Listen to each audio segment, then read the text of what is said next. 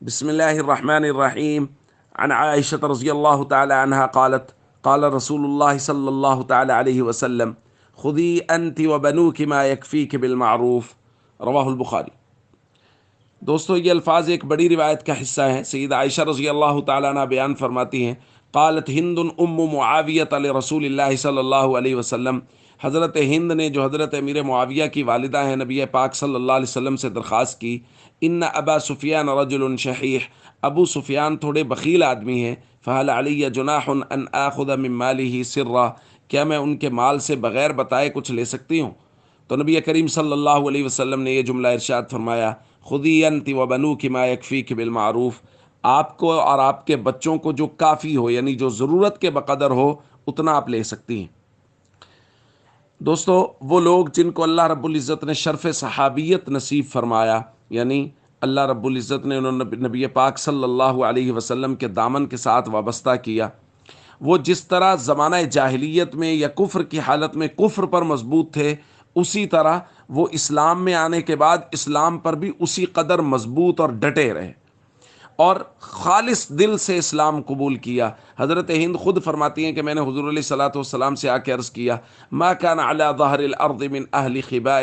احب الی ان یذلوا من اہل خبائک، کہ پوری کائنات میں جو سب سے زیادہ کسی گھرانے کی ذلت مجھے پسند تھی وہ آپ کا گھرانہ تھا، لیکن آج کیفیت یہ ہے، ثم ما اصبح اليوم على ظہر الارض اہل خباء احب الی ان یعزوا من اہل خبائک، آج کیفیت یہ ہے کہ روئے زمین پر آپ کے گھرانے کی عزت سے زیادہ مجھے کسی کی عزت محبوب نہیں ہے۔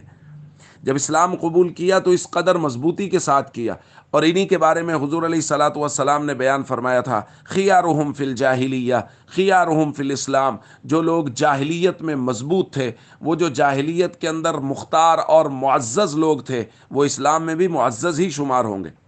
اور خاندانی شرافت ان لوگوں کی یہ تھی کہ حضور علیہ الصلوۃ والسلام نے ایک مرتبہ بیعت لیتے ہوئے خواتین سے ارشاد فرمایا کہ تم اس بات پر بیعت کرو کہ تم زنا نہیں کرو گی۔ تو حضرت ہند نے درخواست کی، اب تزنی الحرہ، یا رسول اللہ، آزاد عورت بھی زنا کر سکتی ہے؟ یعنی یہ اس قدر پاک دامن پاک باز خاندان تھے، اور پھر اللہ نے ان کو شرف صحابیت بھی نصیب فرما دیا۔ اس لیے حضرت امیر معاویہ ہوں، ان کی والدہ حضرت ہند ہوں، یا حضرت ابو سفیان ہوں، ان لوگوں کا دل سے احترام کرنا چاہیے، کیونکہ انہوں نے نبی کریم صلی اللہ علیہ وسلم کا دامن پکڑا اور بہت مضبوطی سے پکڑا، اور اسلام کو اس قدر مضبوطی سے تھاما کہ پھر چھوٹی چھوٹی باتیں بھی نبی پاک صلی اللہ علیہ وسلم سے پوچھ کے ان پر عمل کرتے رہے اور امت کی رہنمائی کرتے رہے۔ اس خاندان کا اور تمام تر صحابہ کرام، جو فتح مکہ سے پہلے ان کا مرتبہ زیادہ، جو فتح مکہ کے بعد ان کا مرتبہ کم، لیکن تمام تر صحابہ کے بارے میں قرآنی اصول ہے، وَكُلًّا وَعَدَ اللَّهُ الْحُسْنَى، سب کے سب صحابہ کے ساتھ اللہ نے جنت کا وعدہ کر رکھا ہے۔ اس لیے سب صحابہ کرام کا احترام کریں، دل سے ان کے ساتھ محبت اور عقیدت رکھیں، اور ہمیشہ یہ دعا کریں کہ اللہ رب العزت ہمارا حشر صحابہ و اہل بیت کے ساتھ فرمائے۔ السلام علیکم ورحمۃ اللہ وبرکاتہ۔